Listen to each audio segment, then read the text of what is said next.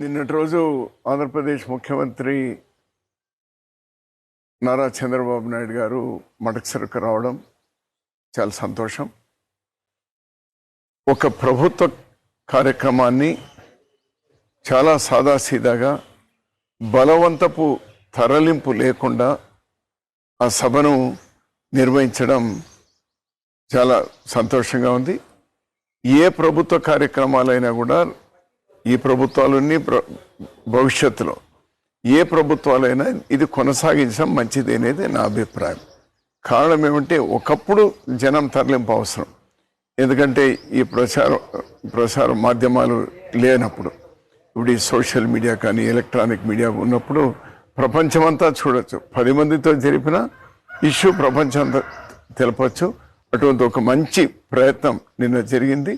నేను నా హర్షాన్ని వ్యక్తం చేస్తున్నాను. అలానే మడకసిరిలో గత 10 సంవత్సరాలుగా అపరిష్కృతంగా ఉన్నటువంటి సాగునీరు, లేకపోతే తాగునీరు, లేకపోతే పరిశ్రమలు, రోడ్లు, ఇటువంటివి ఏవైతే ఉన్నాయో వాటికి రైతాంగానికి సంబంధించి ముఖ్యమంత్రి గారు స్పష్టమైనటువంటి హామీలు ఇచ్చినారు. నా హర్షాన్ని వ్యక్తం చేస్తున్నాను. ఒక మడకసిర వాసిగా నా హర్షాన్ని వ్యక్తం చేస్తున్నాను. వాటన్నిటి కూడా వెంటనే ఇంప్లిమెంట్ చేసేటువంటి శక్తి కూడా భగవంతుడు ఈ ప్రభుత్వానికి ఇవ్వాలి. మడకసిరిలో గత 10 సంవత్సరాలుగా పెండింగ్ ఉన్నటువంటివన్నీ పరిష్కారం కావాలి అని నేను కోరుతా ఉన్నాను. దశాబ్దాలుగా ఉన్నటువంటి ఒక సమస్యకు సుప్రీంకోర్టు పరిష్కారం ఇచ్చింది నిన్నటి రోజు.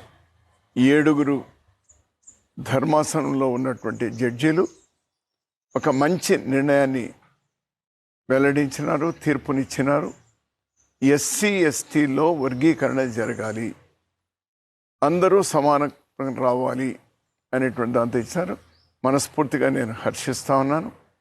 సుదీర్ఘమైనటువంటి పోరాటం ఈరోజు సాకారమైంది. అందులో భాగస్వాములైనటువంటి అందరికీ, ప్రత్యేకించి మందకృష్ణ మాదిగ ఎక్కువగా శ్రమించినారు. మిగిలినటువంటి వాళ్ళు కూడా వేదికలు సపరేట్ అయినా కూడా అదే లక్ష్యంతో పనిచేస్తూ వచ్చినారు. అందరికి కూడా నేను అభినందనలు తెలియజేస్తున్నాను. ఇది అందరికీ మేలు జరుగుతుందని నేను పర్సనల్గా విశ్వసిస్తున్నాను. కాంగ్రెస్ పార్టీ కూడా విశ్వసిస్తుంది. అలానే ఇప్పటికైనా కేంద్ర ప్రభుత్వం ప్రతిష్టలకు పోకుండా జన కుల గణన జరగాలి.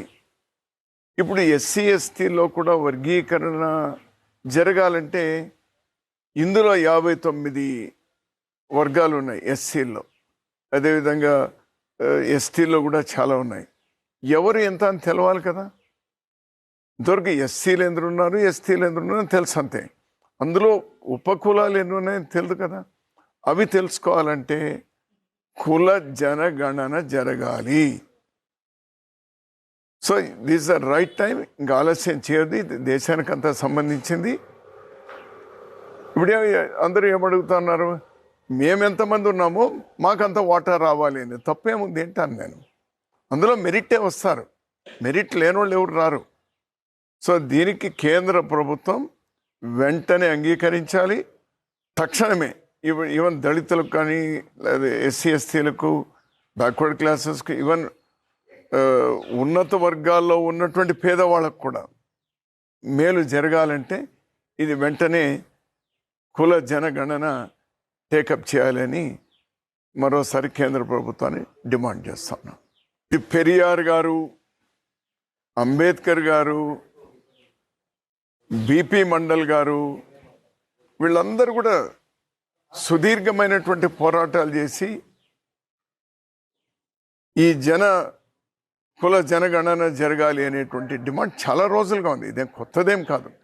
దీన్ని రాహుల్ గాంధీ గారు మరో లెవెల్కి తీసుకెళ్ళినారు. రాహుల్ గాంధీ గారు కేవలం కాంగ్రెస్ పార్టీనే కాదు, ఈరోజు దేశంలో ఉన్నటువంటి బీజేపీ మినహా అన్ని పార్టీలు కూడా, ప్రాంతీయ పార్టీలతో సహా ఇది చేయాలి అని ఈరోజు కూటమిలో బీజేపీ కూటమిలో ఉన్నటువంటి పక్షాలు కూడా కులగణన జరగాలి అనేటువంటి డిమాండ్ చేస్తూ ఉన్నారు. దీన్ని రాహుల్ గాంధీ గారు ఈరోజు ఒక సక్సెస్ఫుల్గా అందరి యొక్క అభిప్రాయాలను సాకారం చేయడానికి ఇది ఒక సుప్రీంకోర్టు తీసుకున్నటువంటి నిర్ణయం, రాహుల్ గాంధీ గారు తీసుకున్నటువంటి పోరాటానికి ఊతం ఇచ్చింది. ఇది సాకారం అవుతుంది అని నేను విశ్వసిస్తా ఉన్నాను.